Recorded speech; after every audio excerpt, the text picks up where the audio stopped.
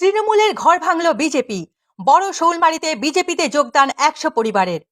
রবিবার সন্ধ্যায় একটি পথসভা করে সিতাই 5 নম্বর মণ্ডল বিজেপি নেতৃত্ব। উপস্থিত ছিলেন জেলা বিজেপি সভাপতি সুকুমার রায়, জেলা সম্পাদক অজয় রায়, দীপক রায় সহ সিতাই 5 নম্বর মণ্ডল বিজেপি সভাপতি ঈশ্বরচন্দ্র দেবনাথ। বিজেপির তরফে জানানো হয়েছে, আসন্ন লোকসভা নির্বাচনে কোচবিহার লোকসভার বিজেপির প্রার্থী নিশীথ প্রামাণিকের সমর্থনে এই পথসভা। আর এই পথসভায় তৃণমূল কংগ্রেস ছেড়ে বিজেপিতে যোগদান 100 পরিবারের। তৃণমূলেই সব দুর্নীতির যে জায়গা সেটা গ্রাম পঞ্চায়েত, তার মাধ্যমে তৃণমূলের নেতাদের পকেটে ঢুকবে।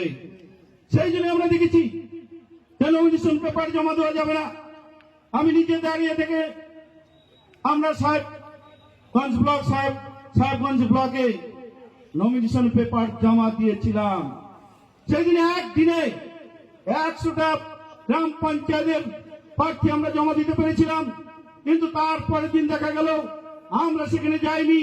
সুকারের কুটি, চৌধুরীহাট আমাদের অঞ্চল বাকি ছিল।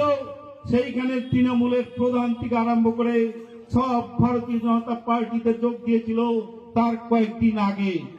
তারা যখন নমিনেশন পেপার জমা দিতে যাচ্ছিল, রাস্তায় তখন তৃণমূলের হারমাদ বাহিনী গাড়ি ভেঙে তাদের পৌঁছাইতে দেয়নি বিডিও অফিস পর্যন্ত।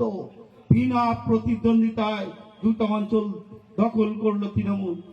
সমস্ত জায়গায় ভারতীয় জনতা পার্টি যেরকম পঞ্চায়েত প্রার্থী দিতে পারেনি, কোন জায়গায় প্রার্থী দিলেও তারা প্রচার করতে দেয়নি।